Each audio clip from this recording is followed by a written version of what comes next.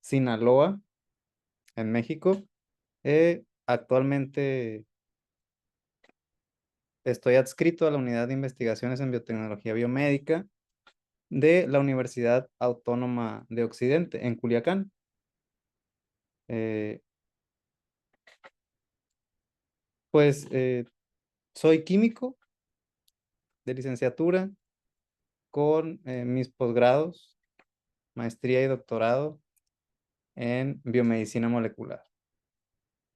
Y a lo largo de estos años, mi principal área de interés han sido la identificación de marcadores o biomarcadores que pueden ser de origen epigenético, genético o proteico para tratar de tener un diagnóstico oportuno o un diagnóstico precoz de enfermedades no transmisibles.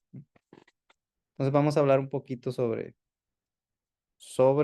una parte de lo que hemos hecho que específicamente está relacionado con los genes y con con el DNA. Entonces, bueno, con eso me ligo para iniciar ahora sí de lleno. Yo creo que esta caricatura que ven ustedes en la pantalla es algo que la mayoría de las personas, los que estamos aquí en la sala o a los que conocemos que no estén tan relacionados en el ámbito académico, la reconocen. La mayoría de las personas reconocemos o reconocen esa estructura en específico, esa doble hélice que representa a el ácido nucleico o el DNA específicamente. Yo creo que de las cuatro biomoléculas orgánicas fundamentales para la vida, que son las proteínas, los carbohidratos y los lípidos, de ninguna reconocemos tan bien la estructura como de los ácidos nucleicos, específicamente del DNA, ¿no? Eh, pues del 2000 para acá, o desde que se inició con el proyecto del genoma humano, pues también se ha hablado mucho de este tipo de biomolécula, pero pues siempre ha estado con nosotros en la cultura popular. Seguramente reconocen este personaje que está aquí, que representa precisamente a la doble hélice que les acabo de mostrar. Este personaje apareció desde la década de los 90 en Jurassic Park. Ahí hablaban en esa escena y explicaba con palabras sencillas cómo a partir del DNA de los dinosaurios o en aquel momento, eh, lo que vivían en la Tierra, cómo lo podían recuperar y podían traerlos a la vida nuevamente, ¿no? Pues en aquel momento todo el mundo quería hacer eso. No, no, la realidad es que no es tan fácil. También hemos estado expuestos a esta biomolécula como es el DNA en cómics, en películas, siempre. Aquí nos hablan de un gen mutante, un gen que confiere ciertas características a estos personajes que les da una ventaja evolutiva por el resto al resto de la población, ¿no? Pero tampoco es tan cierto, ¿no? Vamos a revisar eso. Y seguramente, pues todos tenemos bien claro las pruebas de DNA, pruebas de genética forense, pruebas de paternidad, entre otras, ¿no? Sabemos que el DNA es la molécula que contiene todas las instrucciones para poder armar, construir y mantener el funcionamiento homeostático de los organismos. Cada uno tiene sus propias instrucciones, pero como norma general busca siempre el mantenimiento homeostático de los organismos. El DNA es el material genético, es la parte fundamental de la herencia y se va a transmitiendo de generación en generación.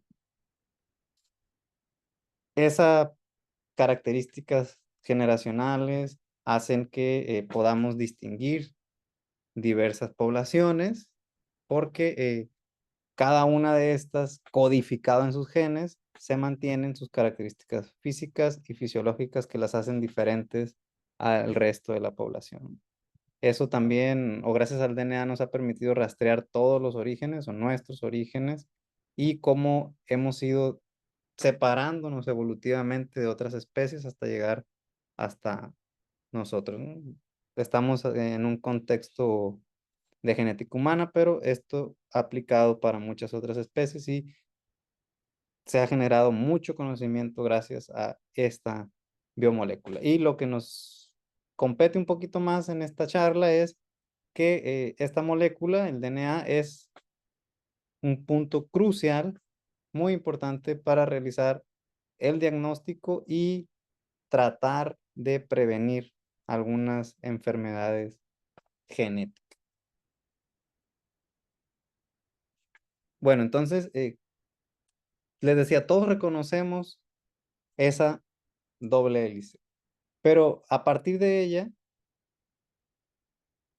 ¿o qué, de qué está hecha esta doble hélice? La realidad es que el DNA es algo, es una molécula física, la podemos tocar, palpar, entre comillas, y tiene una estructura muy característica que se genera gracias a elementos fundamentales o moléculas más pequeñas, moléculas fundamentales, que justamente su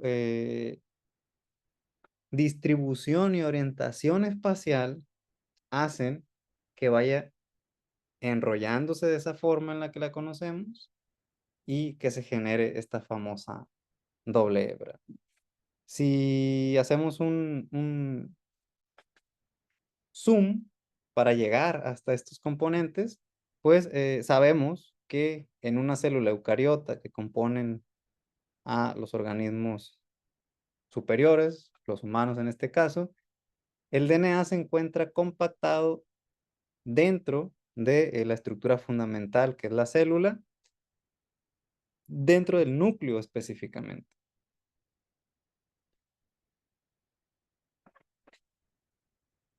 Transitoriamente se encuentra en esta forma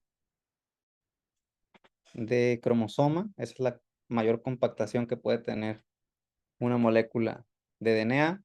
Y si la desenrollamos, pues vamos a tener, si descompactamos primero el cromosoma y la vamos desenrollando, vamos a tener la doble hélice y al final vamos a tener una, no una hélice, sino una especie de escalera. Esta escalera está formada por cuatro componentes fundamentales, cuatro elementos que son la citosina, abreviada como una C, la timina, representada con una T, la adenina con una A y la guanina con una G. Estas bases nitrogenadas forman un nucleótido cuando se unen con un azúcar, que es la desoxirribosa, y con un fosfato, de tal forma que vamos a tener el ácido desoxirribonucleico. Se pueden unir o polimerizar entre sí indiscriminadamente, es decir, podemos tener una cadena polimerizada tal y como la tenemos aquí en la pantalla, citosina, timina, adenina, guanina, o pudiéramos tener repetidos, citosina, citosina, citosina, timina. Ustedes pueden imaginarse la combinación que ustedes quieran y todo eso, imagínense que se van uniendo, se van uniendo, se van uniendo, se van uniendo, van polimerizando, vamos a tener una hebra completa, casi, casi infinita, de una sola cadena. Por otra parte, podemos tener una cadena adicional y cuando encuentran las condiciones para formar puentes de hidrógeno, que es un enlace químico muy reversible, se puede formar, se puede romper muy fácilmente, podemos encontrar que se aparean entre sí con una orden muy específico en donde siempre la timina se va a unir con la adenina y la citosina se va a unir con la guanina. Sencilla, de la manera resumida es como lo vemos de esta parte, en esta parte. Esta sería una sola hebra hacia acá y por acá tendríamos otra hebra. Y aquí estarían formándose los puentes de hidrógeno. Adenina con timina, timina con adenina, citosina con guanina y así, indefinidamente. Si lo vemos de una forma molecular, es tal y como lo tenemos a la parte izquierda. La timina y la adenina forman dos puentes de hidrógeno que están representados aquí, mientras que la citosina y la guanina forman tres puentes de hidrógeno que aquí pueden ver claramente. Ahora, si hacemos un zoom en la molécula, vemos aquí la desoxirribosa y el grupo fosfato para formar la estructura fundamental del DNA, que es el nucleótido. Hacia acá estaríamos viendo cómo van polimerizando estas cadenas a través de un enlace fosfodiéster. Esta polimerización, eh, pues, no tiene fin, en teoría. Puede polimerizar, polimerizar, polimerizar, polimerizar, y vamos a tener moléculas enormes, muy largas, de DNA. En esa, digamos, eh, molécula kilométrica, vamos a ponerle así, están codificados todos nuestros genes. Los 20.000 genes que componen al organismo humano. De tal forma que están exquisitamente organizados y regulados, no están todos, digamos, seguidos, no están desordenados o no están un gen, dos genes, tres genes, cuatro genes, de toda esa forma. Entonces, estos genes, estos 20.000 genes, tienen un inicio, estos sí, y tienen un final. Pues ya dentro del gen hay una organización molecular que no la vamos a tocar, pero tienen una región promotora, tienen una región codificante, que es la que al final de cuentas nos da ese elemento funcional, y una región no codificante. Y de esta forma se van organizando todos los cromosomas. La región de un gen, un espacio intergénico, otro gen, espacio intergénico y así sucesivamente. Hasta que pues ya termina el cromosoma y ahí sí podemos tener un fin de esta cadena de DNA. Entonces, aquí tenemos nuestro gen de interés. En esta región por acá pudiera estar, digamos, el gen A. Nuestro gen de interés pudiera ser el gen B y posteriormente siguiera el gen C, y estaríamos hablando solamente de un cromosoma, ¿no? Y así con el resto de los cromosomas. Entonces, un gen es la estructura fundamental que es la que cuenta con las instrucciones a nivel de DNA para generar una molécula de RNA, RNA mensajero, para ser un poquito más precisos, en un proceso que se llama transcripción, y a su vez el RNA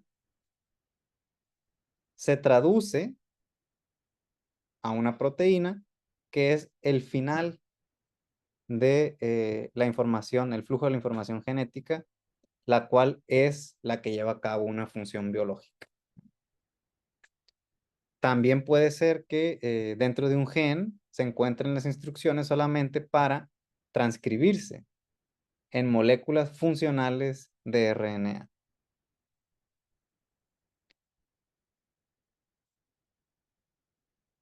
Entonces,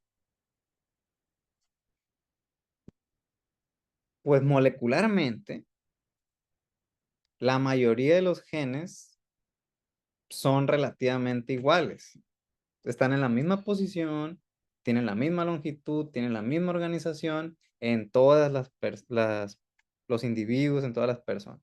Sin embargo, pudieran presentarse algunas pequeñas variaciones dentro de la secuencia.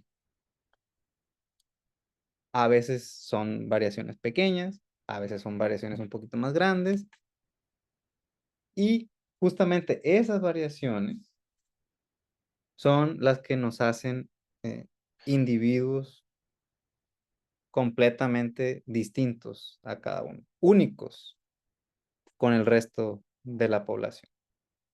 De tal forma que ese tipo o esas variantes de genes, nosotros nos referimos a ellas como polimorfismos. Etimológicamente, la palabra polimorfismo proviene de los vocablos griegos poli, que significa muchos, y morfe, que significa forma, es decir, muchas formas o muchas variables o variantes. A nivel genético, cuando un gen específico es muy polimórfico, es decir, tiene muchas variables o muchas formas, nos referimos a él como un alelo. Desde que un gen tiene dos variables, ya tenemos dos alelos. Alelo 1, alelo 2, alelo A, alelo B, alelo dominante, alelo recesivo, etcétera. Pero desde ahí ya tenemos un alelo. Si tenemos más versiones o más variables del gen, pues hay más alelos, alelo 3, alelo 4, alelo 5 y así eh, hasta que correspondan. Lo que hay que tener bien claro es que tenemos muchos genes diferentes, pero estamos ante un alelo cuando estamos hablando de variables del mismo gen, en la misma posición o genéticamente hablando en el mismo eh, locus. Para entender un poquito más claro los alelos, las variables o los polimorfismos, pensemos en que tenemos que desplazarnos desde el punto A hasta el punto B.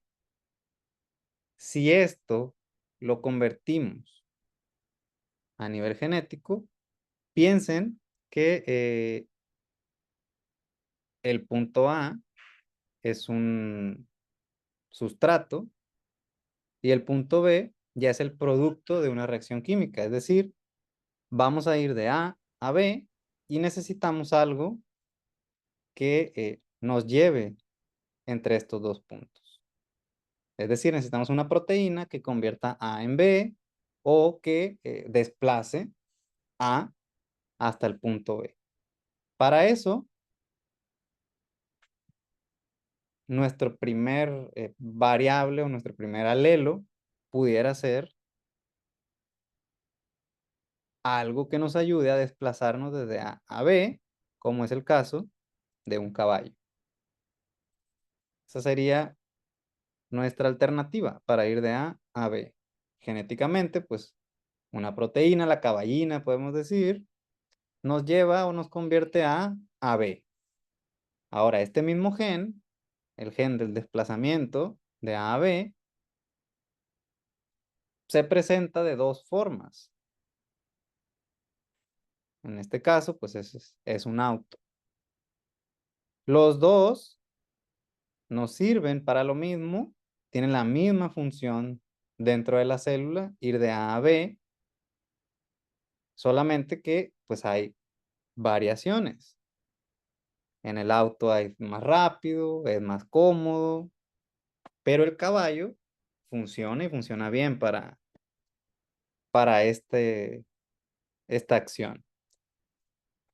Biológicamente ahí pudiera terminar, tener dos versiones, dos alelos, entonces alelo 1, alelo 2, pero pues vamos a suponer que tenemos otro alelo adicional para ir de A a B. En este caso, pues es un avión y pues es la variable, digamos, más rápida para ir de aquí a acá. Si esto fuera una enzima, por ejemplo, pues los que tienen esta variable, esta variante o este polimorfismo, van a convertir más rápido este sustrato a este producto, van a ser mucho más rápido, van a tener ciertas ventajas con respecto a estos dos, pero no significa que estos dos pues estén mal. Lo van a hacer, pero de otra forma distinta. Pero al final todos van a ir de A a B.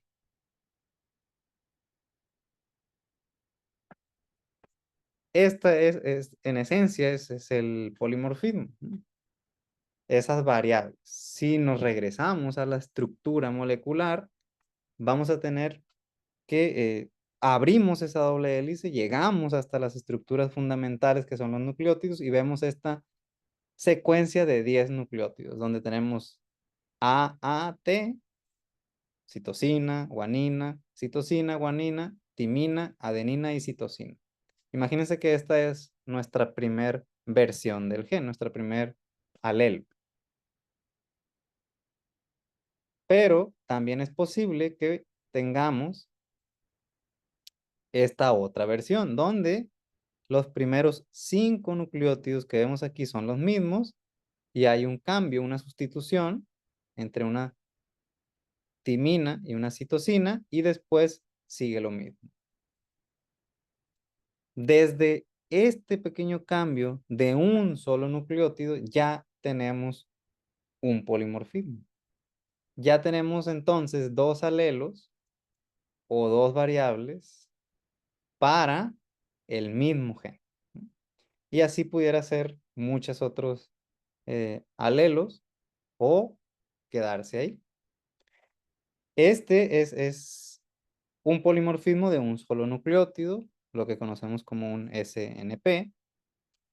Bueno, en realidad es una variable de un solo nucleótido que cuando está presente en más de, del 1% de la población, ya se convierte en un polimorfismo, es decir, en un SNP. Antes, cuando menos del 1% de la población lo presenta, estamos ante una variable de un solo nucleótido.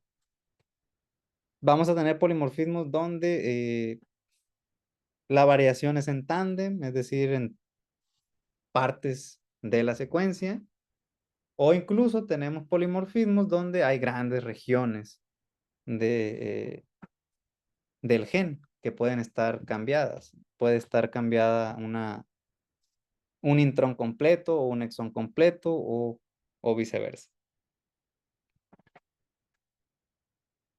Entonces, vamos a revisar algunas características patológicas y no patológicas que se originan a partir de estos polimorfismos para poner un poquito prestarle un poquito de atención a la importancia de estas variantes o versiones de cada uno de estos genes. Las primeras que veremos son cómo estos polimorfismos, estas variantes, son precisamente las que nos hacen únicos dentro de nuestra población. Son a los que le debemos esta diversidad personal. Ya aquí hay algunos ejemplos, son muchos. el grupo sanguíneo, por ejemplo, las personas que pueden percibir el sabor amargo contra las que no, eh, cómo perciben los colores algunas personas a través de este gen, el color de cabello, bueno, el color de cabello, color de piel, color de ojos. Estos son los genes que aportan un poquito más. La realidad es que son características poligénicas multifactoriales, pero pues estos son los que aportan un poquito más.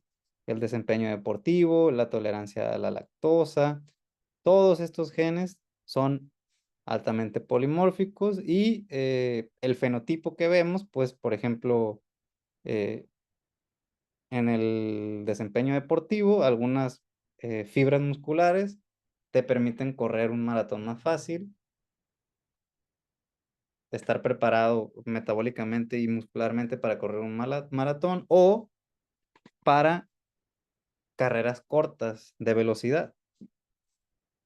Vamos a revisar los más, bueno, no son los más representativos, pero son los que nos pudieran quedar un poquito más claros para entender esto. El primero es los genes de los grupos sanguíneos. Estos genes son tres genes, el gen A, gen B y el gen H, los cuales codifican para una, un receptor en el glóbulo rojo, el cual a través de los anticuerpos y de las reacciones antígeno-anticuerpo nos dan origen a los grupos sanguíneos. Esto es fundamental en las transfusiones y pues es muy relevante para hacer estos estudios de genética poblacional.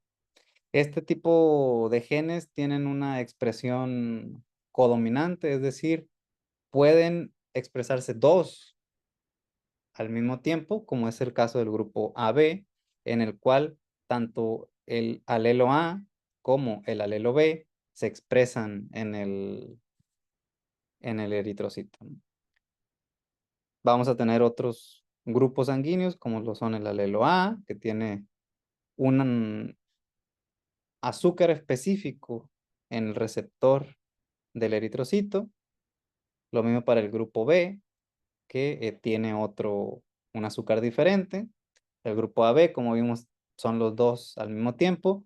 Y el grupo A solamente tiene, digamos, el brazo al que está unido el azúcar final, que es el que determina los grupos A y B. Este es un claro ejemplo de polimorfismos y cómo nos hace diferentes y sus implicaciones médicas. El siguiente es el gen del receptor de sabor número 2, el miembro 28, que es el gen TAS2R38, el cual afecta las preferencias alimentarias. Específicamente es el que sensa el sabor amargo en la lengua, específicamente de dos compuestos químicos como son PTC, que es la feniltiocarbamida, y el PROP, que es el propiltiouracil. Estos elementos están muy presentes en vegetales como el brócoli, la coliflor, las toronjas, el popomelo, dependiendo de la región en la que vivan, el café, vino tinto, entre muchas otras cosas que tienen estos compuestos. Y algunas personas son incapaces de tolerar ese sabor o otras no lo pueden percibir. Aquí vamos a tener dos fenotipos, que son los que sí sienten el sabor versus los que no sienten el sabor. Nada más que aquí están involucrados tres nucleótidos diferentes. Y estas son las posiciones que tienen a lo largo del gen. En la posición 145, los que sí prueban o los que sí sienten, perciben ese sabor, ¿sí?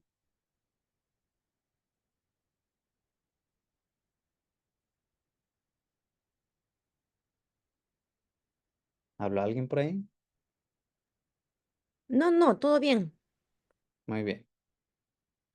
Los que sienten ese sabor tienen una citosina en la región 145 que se traduce en un aminoácido prolina mientras que los que no perciben el sabor tienen una guanina que se traduce en una alanina que hace que no eh, perciban ese sabor.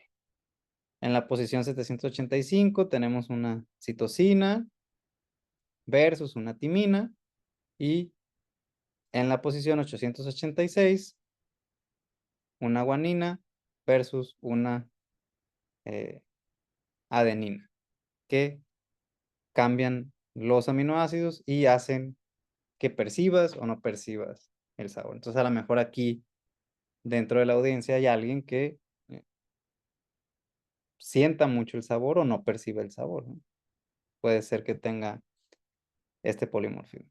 Y uno de los que más se conocen y de los cuales se ha hecho más trabajo en cuanto a genética poblacional, y ya está bien claro que poblaciones europeas, por ejemplo, mantienen más este gen que en poblaciones americanas, es el gen de la lactasa o el gen LST. Este codifica para una enzima, la lactasa, la cual es la que degrada a la lactosa. Y vamos a tener dos fenotipos: adultos que toleran la lactosa versus adultos que son intolerantes a la lactosa. Eso nos ha traído pues adaptaciones a la dieta, adaptaciones comerciales para satisfacer esas necesidades, la venta de la enzima por separado, la venta de productos sin la lactosa, y hay varias posiciones en el genoma que hacen más, bueno, aquí no hay más o menos, los hace susceptibles o no a la intolerancia a la lactosa. Tenemos que los individuos que tienen o que son homocigotos para la citosina, es decir, los dos alelos que tienen una citosina, son intolerantes a la lactosa. Mientras que los heterocigotos y los homocigotos de timina toleran muy bien la lactosa. Estos son algunos ejemplos de la importancia de estas variaciones genéticas y cómo, gracias a ellas, hay esa variabilidad. Esa variabilidad que nos hace únicos, esa heterogeneidad genética, que además es de beneficio para la especie, al mismo tiempo nos puede llegar a predisponer o pudieran ser un factor de riesgo genético específicamente para el desarrollo de ciertas patologías, como algunas que vemos aquí en pantalla, como la enfermedad de Alzheimer, la cual, digamos, hay una relación con el gen ApoE, algunos trastornos psiquiátricos con el gen COMT, este que está bien establecido para cáncer de mama y cáncer de ovario, los genes BRCA1, BRCA2, el gen MTHFR para el cáncer colorectal o algunos tipos de leucemia, el gen FTO para la obesidad o un índice de masa corporal elevado, el gen IL-23R para enfermedades autoinmunes, el gen del HLA-DRB1 para esclerosis múltiple, enfermedades autoinmunes, y el gen TCF7L2 para diabetes tipo 2. Estos, tal y como les dije hace un momento, son ejemplos, muy poquitos ejemplos en realidad, de la gran cantidad de variantes o polimorfismos que actualmente conocemos. Nos pueden servir como un factor predictor para alguna de estas enfermedades. Vamos a revisar igual algunos ejemplos importantes, como el primero, que es el gen de la apolipoproteína E o el gen ApoE. Esta apolipoproteína pues es una que está encargada de transportar grasas en todo el cuerpo y en el cerebro. Además se ha visto que es la que empieza, digamos, a limpiar esos eh, cúmulos de la proteína beta amiloide. Existen tres variantes: la epsilon 2, la epsilon 3 y la epsilon 4. Y ya se ha establecido claramente o contundentemente que tener una copia de la variante epsilon 3, o perdón, epsilon 4, es suficiente para el desarrollo de Alzheimer. Bueno, no es que predispone, no es una causa que ya tenerla, no quiere decir que ya se vaya a desarrollar, es algo multifactorial, pero sí aumenta mucho el riesgo. Y cuando se tienen las dos copias, es decir, cuando se es homocigoto para la variante epsilon 4, el riesgo aumenta todavía más. Estos son dos polimorfismos de un solo nucleótido, SNPs, que están presentes en estas tres variables. Aquí tenemos, por ejemplo, esta secuencia para una cisteína y el cambio de esta timina por esta citosina en esta variable epsilon 4 que hace que la cisteína se cambie por una arginina.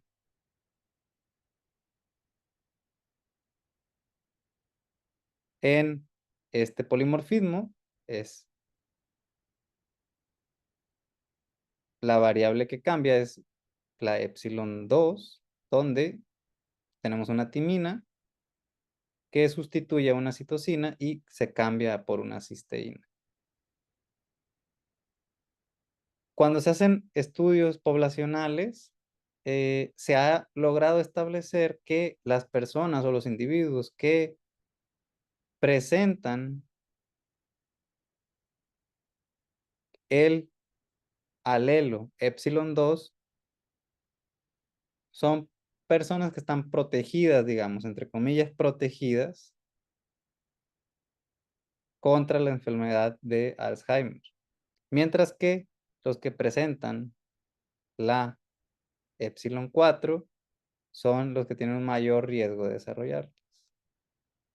Y de forma interesante, la variable 3 es la que está presente de manera más frecuente tanto en población general, población sana, como en la población enferma o afectada con la enfermedad de Alzheimer. Otro ejemplo de esta diversidad personal o de estos polimorfismos con implicaciones en la salud y polimorfismos patológicos es el caso de este gen, el cual es un transportador de azúcar o regula la insulina, los niveles de insulina y glucosa en sangre. Es uno de los que más se ha estudiado, que más se sabe que están alterados en diabetes del tipo 2. Este es una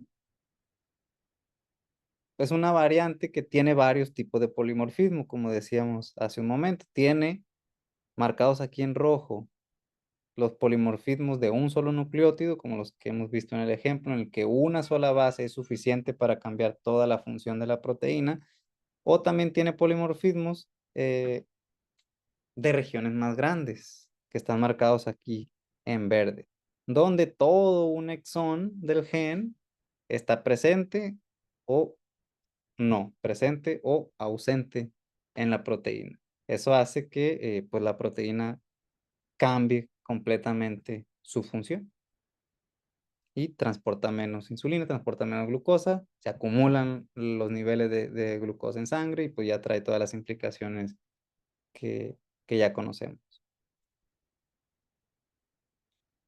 Otro ejemplo es el gen de la enzima que reduce el folato o que transforma el folato, la metil tetrahidrofolato reductasa, MTHFR. Esta enzima procesa el ácido fólico y cuando se está procesando el ácido fólico se empieza a generar DNA, metilos, grupos metilos, los cuales pueden unirse al DNA y traer implicaciones epigenéticas. Genes metilados son genes reprimidos. Entonces imaginen que un gen de reparación del DNA, por ejemplo, o un gen importante que tenga que estar activo, como un gen que protege el DNA, se apague porque los niveles de esta enzima no están funcionando correctamente, se acumula el grupo metilo, se aumenta la metilación y epigenéticamente apagamos genes importantes. Toda la implicación bioquímica primero, molecular y posteriormente a la salud que puede tener este cambio en este polimorfismo. Hay dos que se han estudiado más, que son el C677T y el A1298C. De estos dos, el primero es el que más sabemos. Y pues también se han hecho algunos estudios aquí poblacionales, en donde pues claramente podemos ver que pues hay más mujeres que hombres los que presentan este, esta variable, ¿no? Esta variante. Y bueno, estos ejemplos, tanto patogénicos como no patogénicos, eh, es importante conocerlos. En un principio, pues se estableció esa meta de tratar de conocer todos los genes en la parte del genoma humano y después se empezó a tratar de estudiar variable por variable, es decir, los polimorfismos, y la realidad es que hubo un tiempo, hubo una ventana de tiempo en la que este tipo de estudios poblacionales, estudios genéticos, genómicos, se dejó de hacer para que en los últimos años se retomaran nuevamente, se les diera otra vez el justo valor para tratar de diseñar nuevas estrategias de tratamiento, estrategias más personalizadas, digamos. De tal forma que pues hoy en día es muy importante estudiar este tipo de variaciones, este tipo de variantes dentro de los genes de cada una de las personas o cada uno de los individuos, hacer ese perfil genético y es lo que nosotros estamos tratando de hacer o que ya estamos llevando a cabo. Como un diagrama de flujo muy general o como una estrategia experimental muy general para evaluar un polimorfismo, sea un polimorfismo de un solo nucleótido o un polimorfismo de una región un poquito más grande, tenemos estos pasos. Lo primero es que tenemos que extraer el DNA genómico de cualquiera una de las matrices biológicas que podamos tener accesibles, de sangre, de saliva, cualquier otro tejido que podamos trabajar con él, extraer el DNA. Posteriormente vamos a hacer una amplificación de la región, la amplificación del gen que sabemos o que es el que estamos estudiando.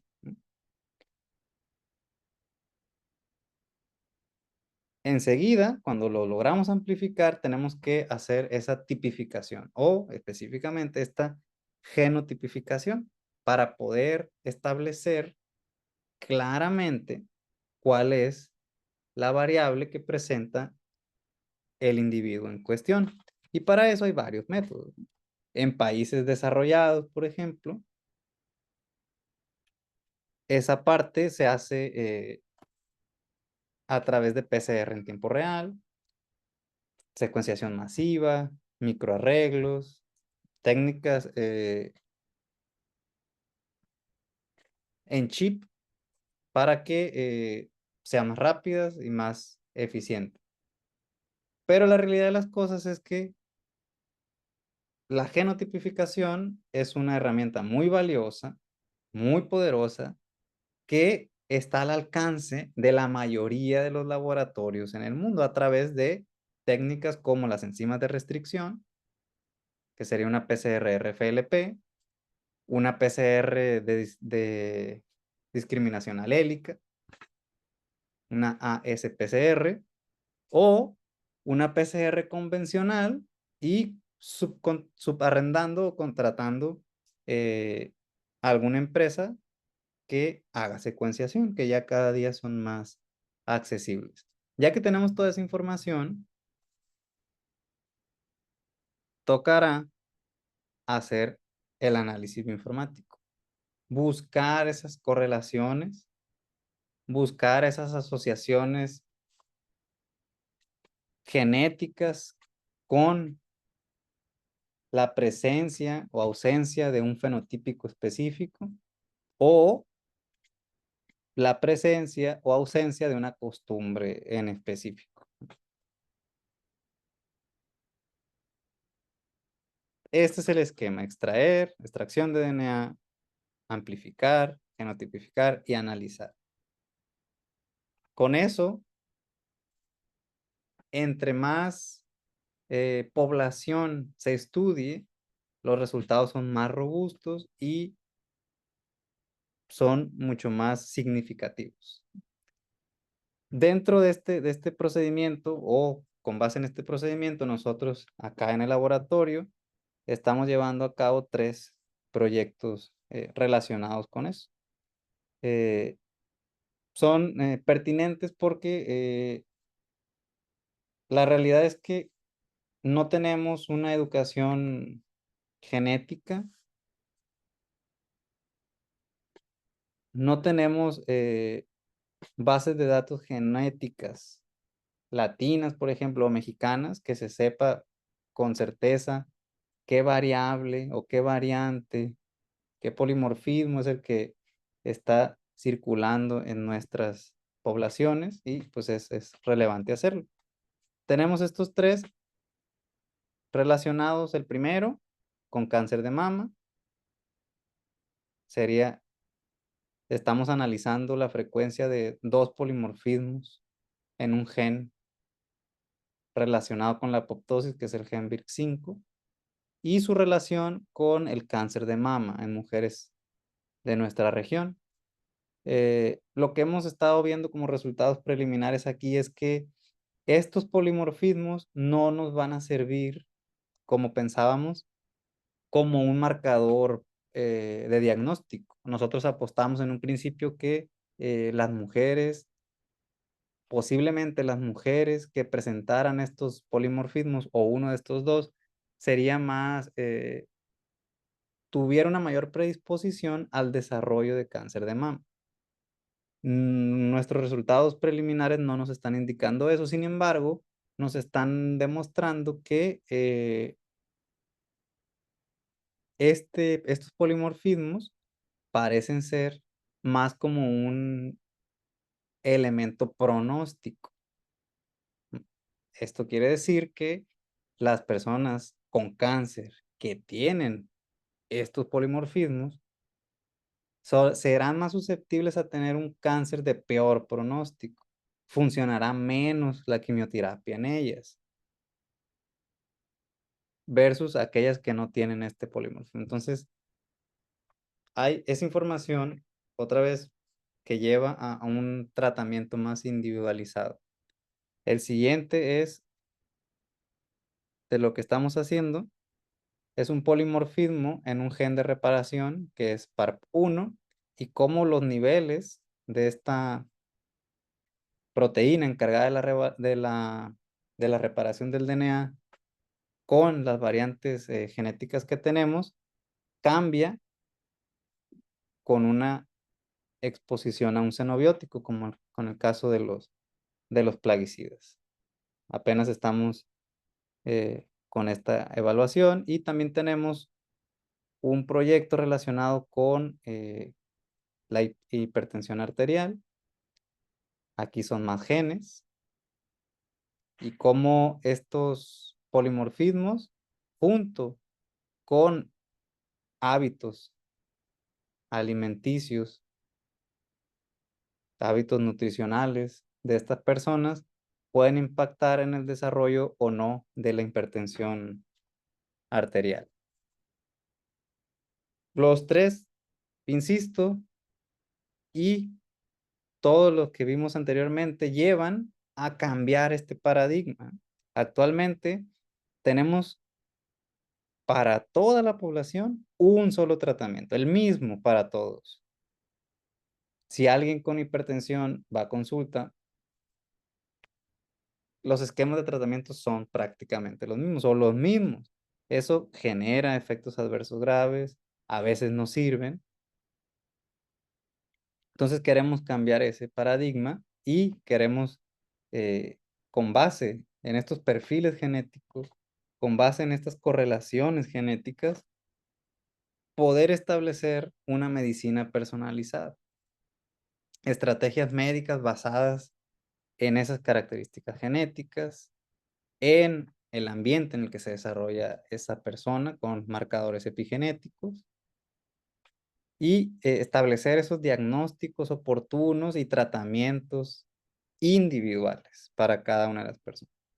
Entonces, esta medicina personalizada se basa en estudios genómicos, en hacer ese análisis genético y de polimorfismos de la población para poder establecer esos marcadores o biomarcadores precoces que nos permitan actuar oportunamente a través de esas herramientas informáticas para poder establecer eso. Un tratamiento, esta no va aquí, es un tratamiento para cada una de las personas. El que estos tratamientos sean individualizados nos va a traer una mayor eficacia terapéutica, nos va a reducir los efectos adversos y vamos a tener un enfoque preventivo de salud. Ya se están haciendo algunos en oncología, por ejemplo, se hace en el estudio genético y se puede decir qué tratamiento se puede dar. Farmacogenómica y en la prevención de trastornos hereditarios tempranos.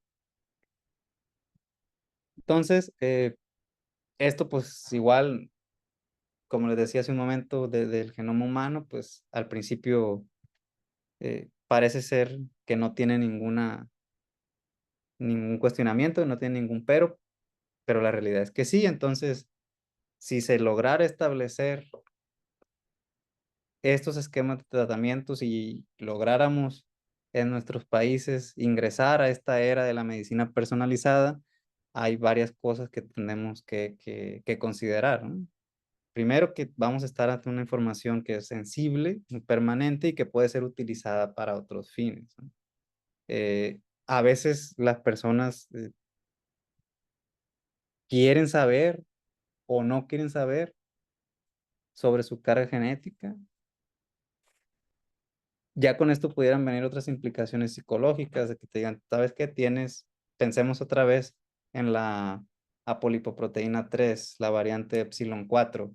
Si a una persona relativamente joven se le hace perfil genético, es homocigota para epsilon 4, se le comenta que su riesgo de desarrollo de Alzheimer es muy elevado, la persona, ¿cómo va a actuar? Entonces, es importante también tener un buen consejo genético, que se regule bien, hay que haya un uso responsable de toda esta información y que verdaderamente se aproveche y que se utilice para bien, para lo que verdaderamente se pretende utilizar. Y pues con esto termino. Les agradezco